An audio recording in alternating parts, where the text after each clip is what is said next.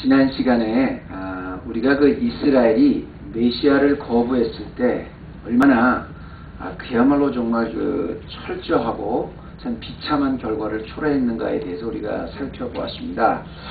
물론 이제 이스라엘 백성이 선민이죠. 그래서 선민이기 때문에 받았던 그런 축복이 굉장히 많습니다. 그런데 그 이스라엘이 받았던 그 선민으로서의 축복 중에서 가장 큰 축복이 메시아의 축복이었거든요. 그런데 그 메시아의 축복을 거부했을 때, 이스라엘이 선민으로 가졌었던 가장 큰 축복인 메시아의 축복을 거부했을 때 그 받아야 했던 결과도 그만큼 비참했다는 것을 이제 살펴본 게 지난 주의 말씀이었는데, 오늘은 저희가 이 스가랴 12장 말씀을 이제 할 차례인데요. 12장 말씀은 그 스가랴서에서 후반부 중에서도 정확히 또 후반부입니다. 제가 이렇게 말씀 한번 드린 적 여러분 기억하실 겁니다. 스가랴는 이제 1장서부터 8장까지는 그 환상에 대해서 스가랴가 본 환상에 대해서 설명한 거라면 9장서부터는 이제 14장까지는 오실 그 메시아에 대해서 얘기하는데, 특별히 이제 그 메시아에 관해서 많이 언급하고 있는 9장서부터 14장 중에서도 9장서부터 지난주에 본 그 11장까지는 오실 메시아에 대해서 얘기했다면, 이제 오늘부터 12장서부터 14장까지는 이제 그 오실 메시아를 거부했을 때 그 이후로 하나님께서 또 다시 오실 메시아에 대해서 이렇게 얘기하고 있죠. 그래서 오늘 그 지난 시간에 우리가 자세히 설명을 했기 때문에 제가 다시 복습을 안 하겠습니다만은, 메시아를 거부했을 때 얼마나 예루살렘이 비참하게 무너졌는가에 대해서 우리가 살펴보지 않았습니까? AD 70년경에 그 로마의 티투스 장군에 의해서 완전히 예루살렘이 멸망하고, 그때 수없이 많은 150만 명이나 되는 그 유대인들이 죽었다, 그런 얘기를 했는데요. 근데 중요한 것은, 여기서 우리가 주목해 봐야 될 것은 뭐냐면, 이제 그렇게 가장 큰 축복인 메시아의 축복을 거부했을 때 예루살렘이 멸망했습니다. 무너졌습니다. 그래서 하나님께서 이제 예루살렘을 멸망시키고 무너졌다. 그리고 거기서 이야기는 끝나지 않습니다. 하나님께서는 무너뜨린 그 예루살렘 이후에도, 그 이후에도 하나님은 역사적 플랜이 다 있으셨어요. 그러니까 쉽게 말하면 예루살렘이 무너진 것도 사실은 하나님의 섭리 가운데, 하나님의 뜻 가운데 있는 거죠. 메시아는 분명히 죽었지만 그 메시아가 다시 부활했습니다. 부활해서 승천을 하셨어요. 그리고 승천하신 후에 약속하신 대로 메시아는 떠났지만 보내주시겠다는 성령을 예루살렘에 보내주셨습니다. 그렇죠? 그래서 이 메시아는 떠났지만, 이스라엘 사람들이 거부한 메시아는 떠났지만 약속해 주신 성령이 이 땅에 오셨어요. 그래서 성령이 이 땅에 오신 다음에 그 다음에 했던 일이, 가장 중요한 일이 뭐죠? 성령이 이 땅에 오순절날 임하시고 나니까 예수님께서 내가 이 반석 위에 교회를 세우리라고 약속해 주셨던 그 교회가 드디어 예루살렘에 탄생하게 됩니다. 그러니까 이제 예루살렘 성전이 쭉 이렇게 이스라엘 백성과 있다가 그 예루살렘이 무너지고 성전도 무너지고 나서 메시아가 떠나고 나서 성령께서 다시 그 자리에 하나님께서 성령을 보내주셔서 성령에 의해서 교회가 시작됐어요. 오늘 말씀의 배경이 바로 성령이 임해서 교회가 시작된 이야기인데요. 오늘 6절 말씀을 조금 비춰주시면 좋겠네요. 6절 말씀을 비춰주시면 이런 말이 나옵니다. 그날에 내가 유다 두목들로 나무 가운데 화로 같게 하고 곡식단 사이에 횃불 같게 하리니 그들이 자위에 애워싼 모든 국민을 살을 것이요 예루살렘은 다시 그 본 곳 예루살렘에 거하게 되리라. 이런 말씀이 나옵니다. 자, 여러분 보시면 유다 두목들로 나무 가운데 화로 같게 되게 했다는데, 이거 불을 한번 생각해 보시기 바랍니다. 횃불, 화로 이렇게 됐다고 하는데요. 이 상황을 한번 가만히 생각해 보세요. 이스라엘이 하나님이 보내주신 메시아까지 거부했기 때문에 아주 비참하게 무너진 모습을 보았지 않습니까? 그 비참하게 무너진 그 광경을 보았는데, 그 무너진 후에, 예루살렘이 무너진 후에 예루살렘이 오늘 이 바로 6절 말씀처럼 횃불같이 활활 타오른 적이 어디 있어요? 그 이후로 아니 자신만 타오르는 게 아니라 다시 그 주위에 있는 모든 열방, 온 네이션에 아주 활활 그 기운이 타오른 적이 어디 있냔 말입니다. 역사적으로 보면 그런 적이 없어요. 오히려 그때부터 지금 이 순간까지 2000년 동안 유대인들은 전 세계에 뿔뿔이 흩어져서 그저 나라 없이 때로는 수백만 명이 학살을 당하는 그런 경험을 하면서 살았어요. 그래서 이 12장 말씀은 무슨 뜻이냐면 바로 메시아가 비록 떠났지만 메시아가 떠난 그 자리에 약속대로 성령님을 보내주셔서 그 자리에서 최초의 교회, 예루살렘 교회가 탄생한 이야기를 이야기합니다. 과연 오늘 6절 말씀처럼 오순절날 예루살렘을 떠나지 않았던 제자들이 모여서 막 기도하고 있을 때 오순절날 성령이 임하셨어요. 그래서 임하셔서 거기에 있던 사람이 성령에서 임하실 때 그 사도행전 2장에 보면 얼마나 그 기운이 강렬했냐면 하늘에 불이 떨어지는 것 같았는데 불이 혀같이 갈라지는 불 같다고 그랬거든요. 그래서 그 성령의 불 같은 게 확 떨어져서요. 성도들의 가슴을 막 태웠습니다. 그래서 그들이 회개하고 그 성도 한 사람 한 사람이 메시아를 기다리는 한 사람 한 사람이 드디어 에클레시아가 돼서 교회가 돼서 최초의 교회인 예루살렘 교회가 탄생한 겁니다.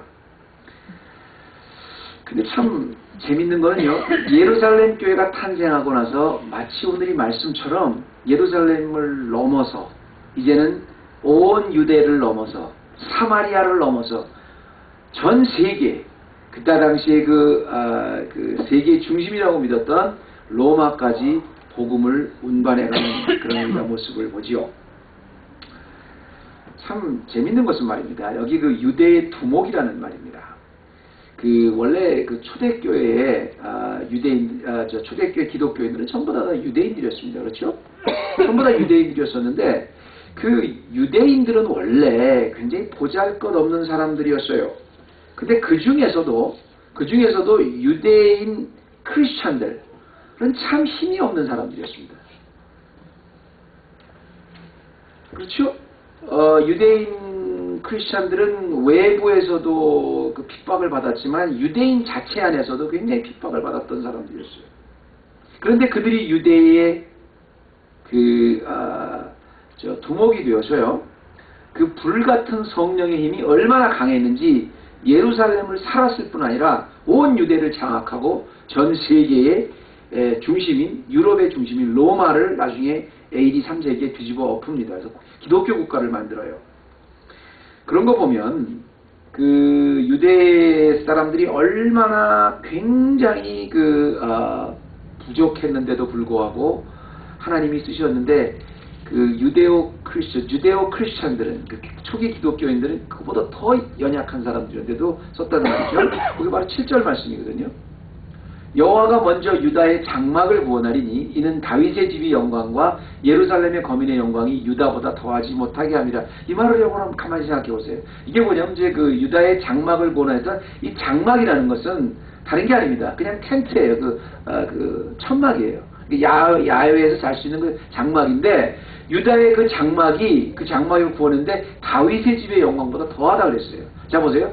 유대오 크리스찬들 그 아주 작은 유대인들 중에서도 유대 기독교인들은 전부 다 유대인들이었는데 전부 유대인들이 처음 그 기독교인인데 그들의 힘이 얼마나 큰지 굉장히 보잘것없는 장막이지만 그 장막이 다윗의 집의 영광과 예루살렘의 집의 영광보다 더하다는데 이 말은 무슨 말이냐면 이스라엘 역사의 말입니다. 다윗 왕조 때만큼 이스라엘이 컸던 때가 없습니다. 다윗 왕조 때 정치, 경제, 사회 그 땅까지 가장 넓었어요. 가장 강력한 국가였어요. 다윗 왕이었었을 때. 그러니까 이스라엘 사람들은 자기네들이 가장 자부심을 가질 때가 언제냐면 다윗 왕조 때입니다. 다윗 왕이었었을 때 우리나라의 모든 그 유대의 주변에 있는 국가를 다 땅을 넓혔을 가장 많이 넓혔을 때가 다윗 왕 때입니다.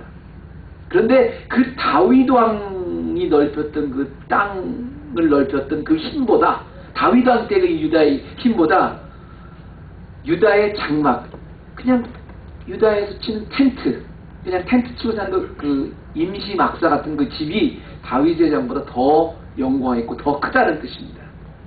무슨 말씀인지 이해되시겠어요? 그러니까 비록 예루살렘은 멸망했지만 이제 성령을 보내주셔서 그 성령의 불로 타오른 초대교인들의 그 파워는 말입니다. 예루살렘뿐 아니라 유대뿐 아니라 저 유럽뿐 아니라 전 세계에 걸쳐서 가장 중심이 된다는 거 아니겠어요? 예루살렘 성전은 유대인들의 자부심이었습니다. 그런데 그 성전이 무너졌어요. 예루살렘 사람들이, 유다 사람들이 그 자부심을 갖고 있었던 게 하나님이 우리들과만 만나주셨다. 그 상징이 예루살렘 성전이거든요. 예루살렘 성전을 통해서 하나님과 교류할 수 있는 유일한 민족이라고 생각했어요. 근데 그 성전을 무너뜨리셨어요. 이스라엘의 모든 희망은 다 끝난 걸로 알았습니다. 그런데 그 자리에 성령을 보내주셔서 교회를 세워주셨어요. 그래서 예루살렘이 성전은 무너졌지만 그때부터 무너진 그 순간부터 하나님은 교회의 시대를 열게 하셨습니다.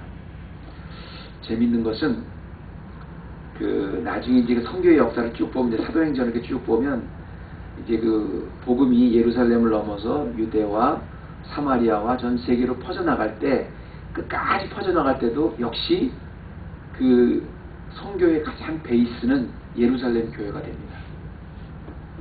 그러니까 성전 시대를 하나님이 무너뜨리고 무너진 예루살렘을 통해서 새롭게 예루살렘 교회를 세워주시는 모습, 물 우리가 주목해야 되는데, 그 새로운 예루살렘, 즉 교회는 말입니다, 새 유다, 새 이스라엘, 결코 무너지지 않는, 어떤 경우에도 세상보다 더 강력한 그 교회의 모습을 오늘 그리고 있는 것이지요.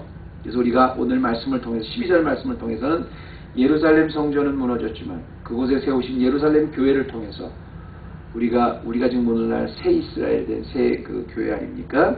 그 새 이스라엘 아닙니까? 교회를 통해서 우리가 무엇을 주목해 봐야 되는지 12장 말씀에서 몇 가지만 좀 보도록 하겠는데요. 첫 번째는 이 교회는, 하나님이 세워주신 새 이스라엘 새 교회는 비록 세상보다 아주 작아 보여도 사실은 그 교회 뒤에는 세상보다 훨씬 크신 주님이 계시다는 걸 항상 기억해야 됩니다.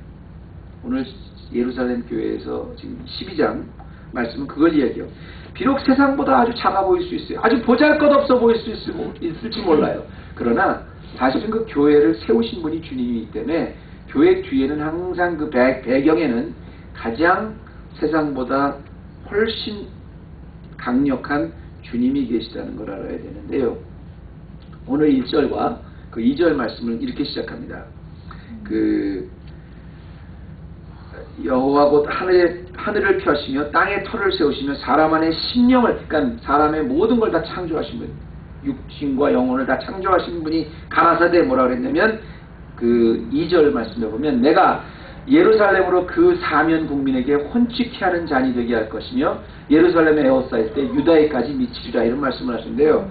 이전에 이스라엘에 관한 여호와의 말씀의 경고를 할 때 여기서 이제 이스라엘은 우리가 이제 새 이스라엘로 보시면 됩니다. 왜? 이때는 이제 이미 예루살렘이 무너진 거니까요. 그런데 2절 말씀에 보면 재밌는 말씀이, 그 새 이스라엘로 하여금 내가 그 국민에게 혼치케 하는 잠이 될 것이다, 이런 얘기를 해요. 영어로는 Behold, I will make Jerusalem a cup of trembling unto all people around about, 이렇게 나오는데, 그 cup of trembling이라고 나오고, 어떤 데는 이제 cup of 그냥 와인이라고 표현하는데, 이게 나오는데, 이게 정확히 그 말은 나중에 보면 이제 그게 그래서 어떻게 되냐면 3절 말씀에 그날에 내가 예루살렘으로 모든 국민에게 무거운 돌이 되게 하겠다. 그러니까 혼치케 하는 잔이 돼서 무거운 돌이 되게 하겠다. 근데 이게 이제 어디서 나온 말이냐면 눈을 멀게 한다는 그런 말에서 나온 말인데요.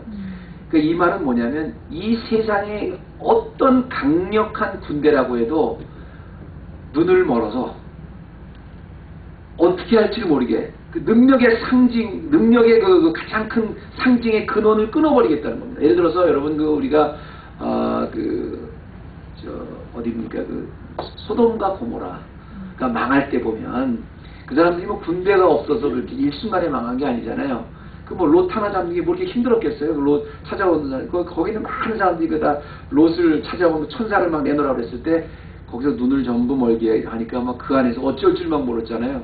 마찬가지로 새 이스라엘이 굉장히 작은 것 같지만 그들에게 혼축해 하는 트렘블링 하는 잔이 돼가지고 그들 스스로가 무너지게 어떤 사람도 그 새 이스라엘을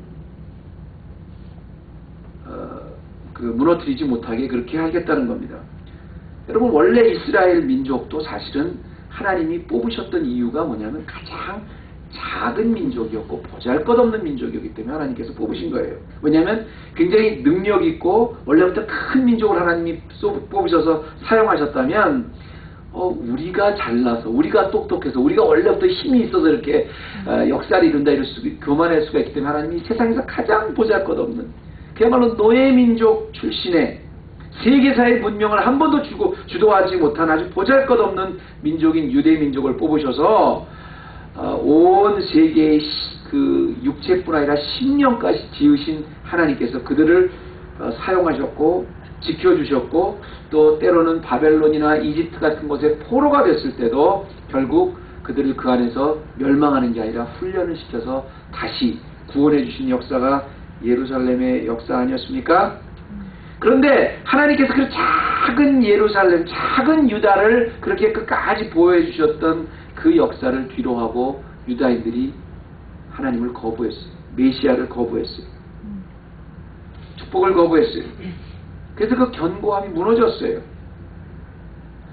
그런데 여러분 이거 보세요. 예루살렘이 그래서 그 견고함이 무너졌습니다. 왜? 메시아의 축복을 거부했기 때문에. 그런데 다시 하나님께서 세워주신 그 새 이스라엘 그 교회는 말입니다. 새 유대인들은 말입니다.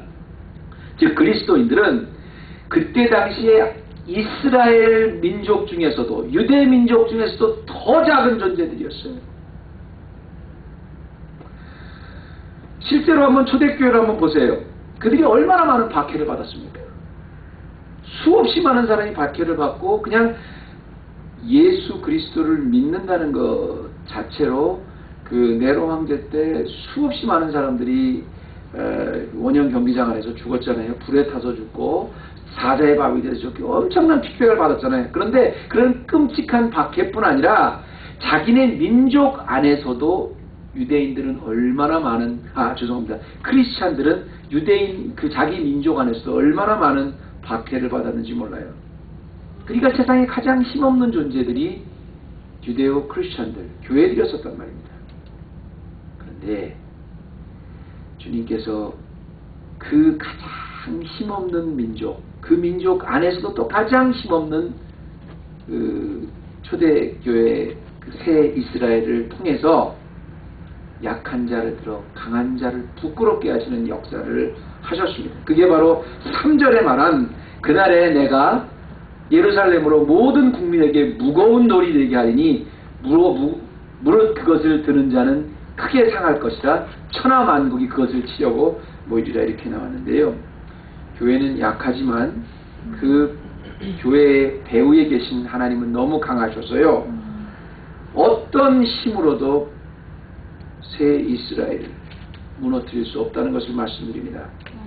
여러분 우리가 아이들을 다 키워보셨지만 물론 이제 그 자녀가 없으신 우리 젊은 부부도 계시지만 자녀를 키워보면 제일 그 신기한 게 뭐냐면 어릴수록 말입니다. 어릴수록 자기 부모님이 제일 힘이 센 줄 알아요. 자기 부모님이 제일 똑똑하고 자기 부모님이 세상에 못하는 게 없는 줄 알아요.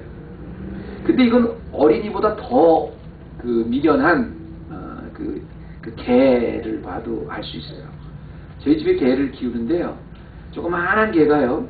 굉장히 사나워질 때가 있습니다. 언제 사나워지냐면 주인이 안고 있을 때. 주인이 바로 뒤에 있었을 때. 근데 큰 개가 지나가도 거기서 으르렁거려요. 네가 그렇게 싸울 수 있어? 왜냐면 주인이 있다. 자기는 주인이 있다 생각하고 큰 그 핏불 같은 게 와도 막 짖어요. 그때 한번 무슨 생각이 드냐면 그 미련한 개를 보고 이렇게 한번 너 그렇게 자신 있어? 한번 싸워보려고 내보내주고 싶을 때가 있어요. 이렇게 미련하구나. 아니 지금 자기가 금방 물려 죽을지도 모르는데 그냥 막 지저대는 거예요. 그거 왜 그러냐면 주인의 존재를 그렇게 믿는 거예요. 그런데 주인이 그렇게 믿을 만한 사람입니까? 큰 핏불이 많이 덤비면 그거 어떻게 성인도 도망가야죠. 미련해서 그러는 거예요. 근데 정말 성숙한 사람일수록, 성숙한 교회일수록 뭐냐면 우리의 배후에 누가 있다는 것을 아는 사람이에요. 내 교회는 약해요. 교회는 보잘것없어요. 우리는 아무것도 아니에요. 우리는 미련해요. 그러나 우리가 강하고 약한 자를 부끄럽게 할 수 있고, 미련한 자가 지혜로운 자를 부끄럽게 할 수 있는 것은 지혜의 근원이 되시고 힘의 원천이 되신 바로 예수 그리스도가 교회의 배경에 있기 때문에 그렇습니다. 다윗의 불멸의 아름다운 시 여호와는 나의 목자시니 내가 부족함이 없으리로다. 내가 사망의 음침한 골짜기를 다닐지라도 해를 두려워하지 않을 것은 뭐라 그랬어요? 주의 지팡이와 주의 막대기가 나를 안위하시기 때문에 그렇다는 겁니다. 지난 시간에도 말씀드렸지만 광야에서 양의 존재란 얼마나 보잘것없는 존재인지 몰라요. 온갖 짐승의 첫 번째 희생물이 양입니다. 우리 지난번에 어떤 집사님이 그러시대요. 양은 굉장히 미련한 짐승이라고. 그런데 또 혼자 다니다 보면 어디로 튈지 몰라요. 그런데 그 뒤에 정말 강하신 주의 지팡이와 사람을 지으시고 사람의 심령까지 마음까지 창조하신, 영혼까지 창조하신 주의 지팡이와 주의 막대기가 보호하시고 은총을 베풀어 주시고 함께 해주시는 역사가 우리 교회입니다. 두 번째는요, 이 말씀을 통해서 우리가 또 이 교회가 오늘 말씀 이제 교회와 성령의 시대인데요. 그 예루살렘이 그 멸망한 후에 성령이 오셔서 교회를 세워주셨다 그랬죠. 또 이 교회의 특징은 뭐냐면 영적으로는 교회는 이 세상을 이끌어가는 리더로 세워주셨다는 거예요. 단지 교회가 강하다는 것으로 그냥 끝나는 게 아니라 영적으로 보면 이 교회는 이 영적으로 세상을 이끌어가는 리더로 세워주셨어요. 다시 말씀드리면 역사의 주인공이 하나님이신데 그 주인공의 자녀는 이 세상에서 주인공으로 살아가는 거예요. 우리 6절 말씀 볼까요? 6절 말씀 보면 아까 말씀드렸듯이 그날에 내가 유다 두목들로 나무 가운데 화로 같게 하고 곡식단 가운데 횃불 같게 하니, 이거 톨치는 말입니다. 이렇게 어둠을 밝힌 불 아닙니까? 그들 좌우에 에워싼 모든 국민을 살을 것이요 예루살렘 사람은 다시 본 곳에 예루살렘에 거하게 하리라, 이런 말씀이 나오는데요. 오순절날 불과 같은 성령이 불이 혀같이 갈라지는 그런 모습을 통해서 예루살렘에 임했을 때 말입니다. 어떤 일이 일어났죠? 두 가지 사건이 일어났습니다. 첫째는 뭐냐면 사람의 심령으로부터 회개를 했어요. 그 뜨거운 불, 예루살렘의 혀가 불같이, 불이 혀같이 갈라지는 그 엄청난 그 성령의 불이 임했을 때 사람의 심령으로 회개를 하게 됐어요. 나는 죄인이구나를 깨닫게 해주셨어요. 그리고 주는 그리스도시여 살아계신 하나님의 아들입니다. 베드로가 고백했던 것 같은 그런 고백을 모든 사람들에게 다 하게 했어요. 그래서 그리스도를 받아들이고 그들이 교회가 되게 하나님이 하셨어요. 그런데 그렇게 큰 힘의 불이 그들에게 다가갔을 때 그들이 회개를 하고 교회가 됐다는 게 중요한 게 아니라, 두 번째로 이런 불같은 성령이 임하시고 나서 그 사람을 회개시켜서 받아들였을 뿐 아니라 다시 일어나서 또 교회로서 예수 그리스도를 증거하는 이 세상의 리더가 되게 하셨어요. 이 세상에 다 죽은 영혼들을 살리는 영웅들이 되게 하셨다는 겁니다. 이게 바로 교회는 어두운 세상의 횃불이 되는 것입니다. 여러분, 불을 일으키는 3대 조건이 있습니다. 첫째는 뭐가 있죠? 산소가, 그러니까 우리 그 피직스 때 배웠잖아요. 산소가 있어야 되죠. 옥시전이 있어야 불이 탈 수 있습니다. 두 번째는 뭐예요? 인화물질이 있어야죠. 예를 들어서 뭐 인화물질이 이렇게 휘발유 같은 건 인화물질이죠. 세 번째는 또 그 세 번째는 뭐가 있어요? 점화성이 있어야 되고 인화물질이 있어야 돼요. 그러니까 점화할 수 있는 거, 그러니까 휘발유 같은 거, 그다음에 인화물질이 있어요. 이게 세 가지가 있어야 이제 그 불이 되는데요. 자, 한번 생각해 보세요. 성령의 불이 임했을 때 다른 사람들은 다 모르고 있던 진리를 내 가슴에 성령이 임하고 나니까 내가 회개할 수 있는 그런 깨끗한 심령으로, 순수한 심령으로 만들어 주셨습니다. 영적 산소를 공급해 주신 겁니다. 거기에 성령의 불이 내 가슴을, 심령을 대서 막 벌떡 일어나는 용기를 주셨어요. 회개해서 주님을 받아들이겠습니다.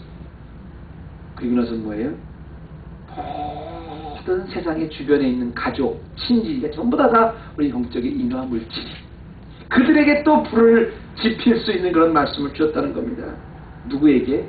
비록 작지만 그 작은 중에서도 가장 핍박받았던 유대오 크리스찬들에게 이런 세상의 리더가 될 수 있는 그런 권리를 주셨어요. 그 당시에 로마의 말입니다. 전 세계에서 잡혀온 그 노예의 숫자가 거의 한 600만 명 정도 됐었다고 그래요. 그 로마가 왜 이렇게 타락했냐면 노예들이 너무 많았기 때문에 손도 까딱하지 않은 거예요. 밥도 먹여줘, 옷도 입혀줘, 모욕도 시켜줘, 가는 것도 그러니까 너무 게을러진 거예요. 노예가 다 하니까. 그런데 그 600만 명이나 넘은 그 노예 중에서도 유대에서 잡아온 노예, 근데 유대에서 잡아온 노예 중에서도 또 유대인 크리스찬들, 그건 정말 소수였습니다. 그렇죠? 그건 노예뿐 아니라 같은 민족 안에서도 핍박을 받던 아주 소수였고 아주 작은 사람이었어요. 그런데 그 가장 작았던, 가장 힘없던 교회인 유대인 크리스찬들이 그 600만 명을 넘어서 온 로마 자체를 굴복시켰어요. 왜냐하면 로마가 말입니다, 그렇게 세계에 가장 큰 위대한 힘이었었지만 그들이 영적으로는 얼마나 타락했는지 몰라요. 그런데 유대오 크리스찬들은 비록 노예들이었지만 그들의 깨끗하고 도덕적인 삶이 그 주인들을 굴복시켰습니다. 나중에는 컨스탄티노플의 그 어머니까지 굴복시켰죠. 결국은 AD 300년에 전 로마가 기독교가 됐어요. 그건 뭐예요? 가장 보잘것없었던 유대오 크리스찬 소수의 몇 명에게 전 로마가 굴복당한 거예요. 이게 바로 그날에 내가 유다 두목들을 나무 가운데 화로같이 아니며 공식단 사이에 횃불같게 하겠다 그랬어요. 그 좌우에 있는 모든 사람을 살렸다 그랬어요. 예수님께서 우리를 보고 뭐라 하냐면 너희는 세상의 빛이다. 빛이나 너희는 세상의 소금이다. 빛이나 소금이나 사실 언저리에 사는 게 아니에요. 한 어둠 가운데 가장 주인공으로 사는 거예요. 그 어둠의 장소를 접수하고 그것을 정복하는 게 빛과 소금입니다. 한국에서 그 오래된 그 조크인데요. 제가 이 말씀 준비하면서 그게 생각나서 그러는데 소개드리면 뭐 그렇다고 그래요. 한국에서 어떤 하도 이제 각박한 사단, 그러니까 싸움이 자주 나잖아요. 이제 버스에서 그 싸움이 났는데 얼마나 그 화가 나는지 여러분이 기억하시는 거지만 한국에는 노동자의 건조가 있습니다. 운전사 건조라는 게 있었어요. 저 어릴 때 기억하는데, 근데 노동자와 운전사가 같이 만났다는 거예요. 서로 건조가 만나서 나중에 이게 화가 안 되니까 그 노동자 출신의 분이 그러더라고요. 너는 그럼 평생도록 버스 운전이나 하고 살아라 에이 그랬더니 그 버스 운전사 아저씨께서 너는 그럼 평생 버스나 타고 다니라고 그랬다는 거예요. 여러분들 그게 하나의 조크지만 너는 평생 버스 운전이나 해라. 너는 평생 버스나 타고 다니라. 이걸 볼 때 제가 마음이 좀 아팠어요. 왜냐하면 아니 버스 운전이 뭐 어떻다는 거예요? 아니 버스를 타고 다니면 뭐 어떻다는 거예요? 기름도 세이브되고 좋잖아요. 퍼블릭 트랜스포션 얼마나 고마운 사람들입니까? 얼마나 우리가 고마워야 될 아주 자랑스러운 신분이에요. 그런 것 자체가 사회의 어떤 위치를 말해주는 게 아니에요. 우리 크리스찬들은 버스 운전사도 괜찮아요. 버스를 평생 타고 다녀도 아무 상관없어요. 노동자에도 상관없어요. 영적으로 내가 어디에 있든지 그것을 변화시키는 횃불이라는 아이덴티티가 중요합니다. 왜 우리가 지치고 힘든 줄 아세요? 왜 우리가 하나님의 일을 하려고 그러다가도 오히려 너무 이제는 너무 싫다 막 그런 게 왜 그런 줄 아세요? 우리의 정확한 아이덴티티를 모르기 때문에 오래 가지도 못하고 오래 타지도 못하는 거예요. 열정도 꺼지는 거예요. 나는 오늘 이 말씀을 보면서 이런 생각을 했습니다. 만약 하나님께서 나를 정말로 성령께서 나를 태우셔서 나를 회개시켜서 그리스도의 사람으로 만들었다면, 교회로 만들었다면 횃불로 사용하셨단 말입니다. 이 내 위치를 좀 깨달았으면 좋겠습니다. 내가 횃불이 되었다면 나만 탄 게 아닙니다. 나에게 사명을 주시는 거예요. 서 있는 모든 자리가 다 굴복하는, 주 예수 그리스도의 이름으로 굴복하는 횃불이 되게 하셨다는 겁니다. 마지막입니다.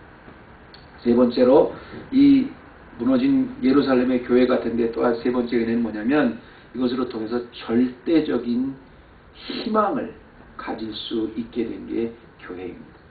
성령이 임하셔서 교회를 세워주셨다면 그 교회는 이 세상에 절대적인 희망이 될 수 있게, 제가 말씀드리는 그냥 희망이 아니에요.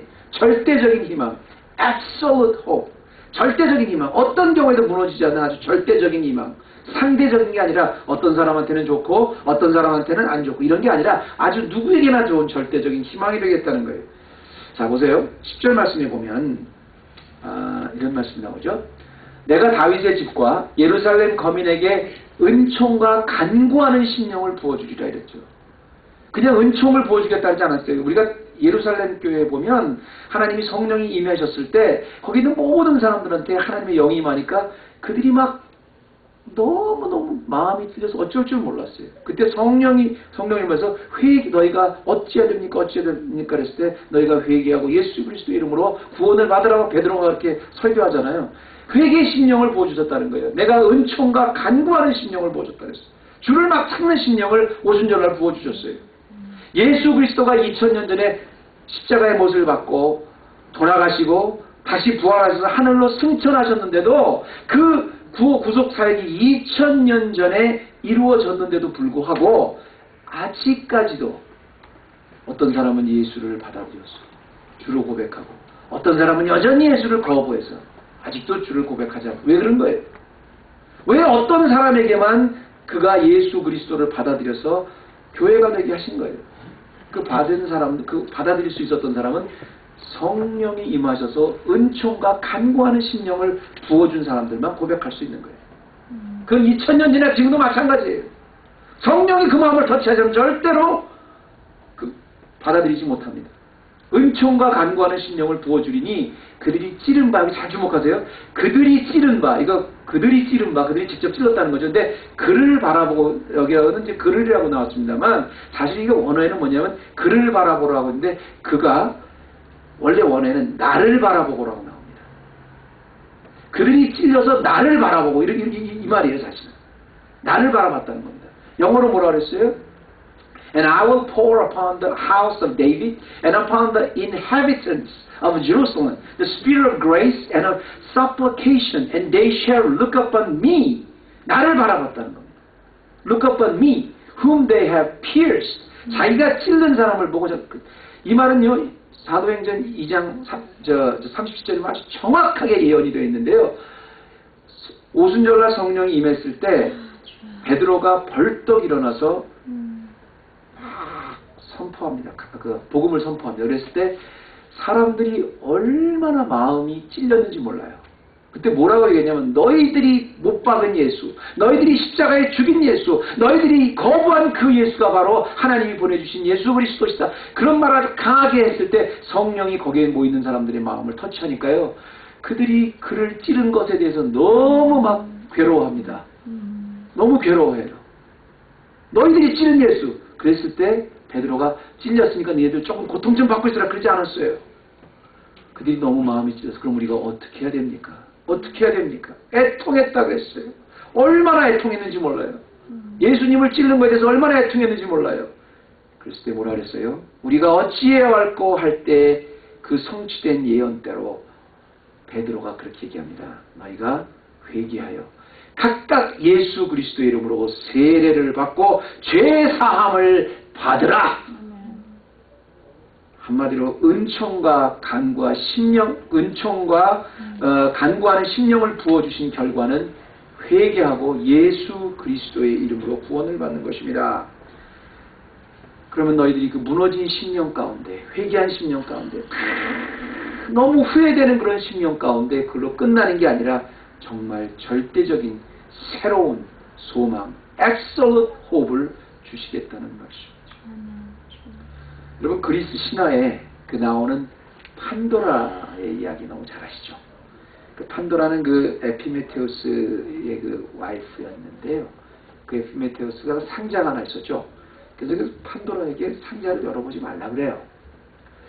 근데 이 판도라의 그 이야기의 그 주요 핵심은 뭐냐면 인간의 그 욕망이라는 게 참 그래요. 뭘 하지 말아라 그러면 꼭 하고 싶잖아요. 전설의 고향 같은 거 한번 봐보세요.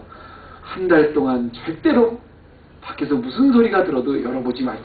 문을 열어보지 마시오. 꼭 한 달이 되는 날 꼭 물어보잖아요. 열어보잖아요. 그래서 꼭 문제가 뭐 생기잖아요. 인간의 욕망이라는 게 하지 말라면 꼭 하고 싶거든요. 이 판도라가 기어이 상자를 열어봅니다. 근데 딱 열었을 때 세상을 어렵게 하고 혼탁하게 하고 세상을 더럽게 하고 고통스럽게 하는 모든 게 다 나와요. 뭐 시기, 질투, 뭐 별별 온갖 추한 게 다 나와요. 놀란 판도라가 얼른 그냥 성급히 닫았는데 이미 뭐 다 나와버렸어. 다 나와버려서 벌써. 그런데 맨 밑바닥에 아직 나오지 못한 게 하나 있어요. 이게 뭐예요? 그게 희망이었습니다. 희망이었어요. 그래서 지금도 보면 우리가 이렇게 어려운 상황, 정말 더럽고 치사하고 고통스러운 상황이었지만 그래도 희망을 찾아서 지금 산다는 게 그게 이제 그 판도라의 이야기인데 제가 왜 갑자기 스가랴 말씀을 해석하다가 뜬금없이 판도라 상자 이야기를 하냐면요. 저는 이 판도라의 이야기가 문제가 있다고 봐요. 왜냐하면 이 판도라의 이야기가 그냥 그 그리스 신화긴 하지만요. 이 그리스의 신화로 인해서 생긴 이 희망의 개념이 사실은 서구 문화권의 모든 삶의 자세를 만든 저는 근원이라고 생각해요. 전부 그런 거에 우리가 묶여있어요. 예를 들어서 뭐냐면 굉장히 세상이 어렵다. 희망이라 하면 이런 겁니다. 판도라의 상자처럼 우리가 굉장히 어렵다. 그러나 여기 안에도 희망이 있다. 할 수 있다. 아무리 절망적인 거라도 내일은 분명히 나아질 것이다. 쉽게 말하면 이 희망이라는 건 뭐냐면 이 판도라의 상자에서 말하는 희망이라는 건 뭐냐면 미래에 대해서 지금은 안 좋지만 그래도 좋아질 것이라는 막연한 확신. 부정적인 것보다는 그래도 look at the bright side. 여기도 희망이 있다 이거예요. 이런 자세를 말하는 거예요. 희망이라는 것은 우리에게 굉장히 중요하다. 아무리 어려워도 뭔가 희망이 있다. 긍정적인 자세를 가져야 된다. 이런 논리 안에만 우리가 함몰되게 만들었어요. 그러나 저는 거기 미스하는 게 있다고 봐요. 그런 자세가 나쁘다는 게 아닙니다. 우리가 과연 무엇을 희망하냐는 그 대상이 더 중요합니다. 나아질 것이다. 긍정적인 사고를 가져야 된다. 이거는 소위 말하는 긍정의 힘이라는 요즘 그런 거예요. 어디다 희망을 두는 게 중요한 게 아니에요. 정말 중요한 것은 내가 희망을 바라보고 있는 그 대상이 무엇인가 그게 더 중요합니다. 그냥 단순히 희망적인 자세를 가지고 낙관적으로 생각하는 게 중요한 게 아니라 그 희망의 최종점이 무엇이냐는 것이 더 중요합니다. 오늘 말씀해 보면 10절에 보니까 뭐라 했어요? 그를 바라보고 어떠한 상황 가운데서도 내가 희망적인 자세를 갖는 게 중요한 것이 아니라 어떠한 상황 가운데 내가 오직 희망 대신 예수 그리스도를 바라보느냐 안 바라보느냐 그게 인생의 행복과 불행을 결정합니다. 예수 그리스도는 단순히 미래의 희망이 아닙니다. 어느 순간 어느 시대 어떤 순간에도 절대적으로 바라볼 수 있는 희망입니다. 여러분 한번 생각해보세요. 똑같은 일상이 매일 반복됩니다. 사실 그런데 우리가 어떤 희망을 갖고 바라보는데 제일 힘든 게 뭐냐면 변화가 없는 거예요. 이게 언제 이게 끝나나. 이게 언제 끝나나. 좋든 싫든 무슨 결과가 있으면 괜찮은데 이게 언제 끝나나. 이때가 제일 힘들어요. 아무 이유도 모르고 지금의 그냥 플라토로 계속 갈 때 사람은 가장 지칩니다. 근데 이스라엘 백성들이 바로 메시아가 떠난 후에 그런 심정이었어요. 그들이 메시아를 기다렸거든요. 죄송합니다. 메시아가 오기 전에 바로 그런 심정이었어요. 죄송합니다. 마지막 그 선지자에는 말라기 선지자를 끝으로 메시아가 오기까지 400년 동안 이스라엘 사람들이 이런 심정으로 기다렸어요. 자, 보세요. 여러분 한번 생각해 보세요. 옛날에 구약시대 때는 말입니다. 하나님과 이스라엘 백성들이 서로 교통할 수 있는 유일한 민족이었었는데 그냥 직접적으로 교통한 게 아니라 하나님이 선지자를 보내주셔서 그 선지자를 통해서 말씀하셨어요. 우리가 또 하나님한테 교통할 때는 제사장이 드리는 제사를 통해서 하나님 앞에 올려드리고 하나님은 선지자를 통해서 말씀하셨어요. 그런데 하나님이 과연 우리에게 어떤 말씀을 해주실까? 하나님이 과연 이런 상황에서 우리에게 어떻게 인도해 주실까? 그거를 선지자가 있어야 선지자의 입을 통해서 니네 이렇게 해라 저렇게 결정을 할 텐데 선지자를 안 보내주셨어요. 400년 동안이나 안 보내주셨어요. 그래서 그때 당시를 400년 동안 무예언의 시대라고 이렇게 얘기를 합니다. 그니 얼마나 무의미했겠어요. 자기네들은 삶이 지금 갈급해진데 하나님 우리를 버리셨나? 왜 선지자를 안 보내주시지? 그리고 400년을 기다렸어요. 얼마나 무의미했겠어요. 근데 이스라엘 사람들이 모르는 게 한 가지 있어요. 그 400년 동안 무의미한 것이 아니라 그 400년 동안 정말 해답되시고 정말 희망 되신 예수 그리스도를 기다리는 400년이었기 때문에 그들에겐 전혀 무의미한 시간이 아니었어요. 예수기 때문에 기다릴 수가 있어요. 그 기다리는 희망의 최종점이 메시아이기 때문에 기다릴 수 있는 거예요. 그분을 우리가 기다리고 이 무의미한 세상 가운데 예수 그리스도를 희망으로 바라보고 있는 교회는 어떤 순간에도 무의미한 순간이 없습니다. 여러분 주님 앞에서 여러분 어떻게 사십니까? 주님의 주신 교회, 주님이 주신 가정, 일 다 주님이 주신 거거든요. 내 삶을 한번 보세요. 주님이 주신 자녀, 주님이 주신 직업, 주님이 주신 학교, 주님이 주신 그 가족, 주님이 주신 교회 다 주님이 주신 거거든요. 그게 주님이 계시거든요. 내가 서 있는 자리에서 아무리 어렵고 아무리 힘들고 아무리 내 자신이 초라해 보인다고 해도 여러분의 뒤에 계신 교회된 나의 뒤에 계신 분은 다른 분이 아니라 이 세상에 나를 횃불되게 하시는 absolute hope, 절대적 희망인 주님이시기 때문에 우리의 기다림은, 우리의 희망은 헛되지 않습니다. 오히려 세상이 너무 무거워서 나를 감당하지 못하는 이 어두운 세상에 횃불같이 나를 사용해 주시는 주님이 있기에 그 희망 오늘도 바라보고 진정한 꿈 이루기 위해서, 주님이 주신 꿈 이루기 위해서 오늘도 힘차게 그 희망 바라보고 전지하는 우리 헤브론 교회 되시기를 주님의 이름으로 축원합니다. 기도하십시다. 하나님 감사합니다. 오늘도 우리 스가랴서 12장 말씀을 통해서 이 땅에 세워주신 교회로서 나의 모습이 얼마나 귀하고 아름답고 희망이 있는 것을 보게 하심을 감사드립니다.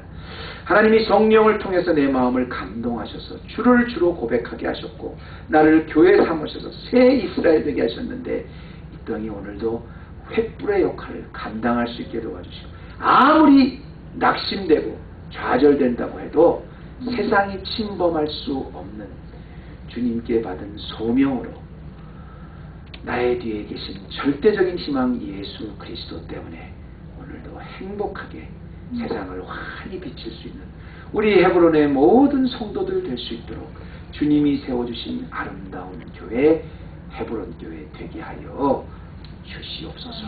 예수님의 이름으로 기도드리옵나이다. 아멘.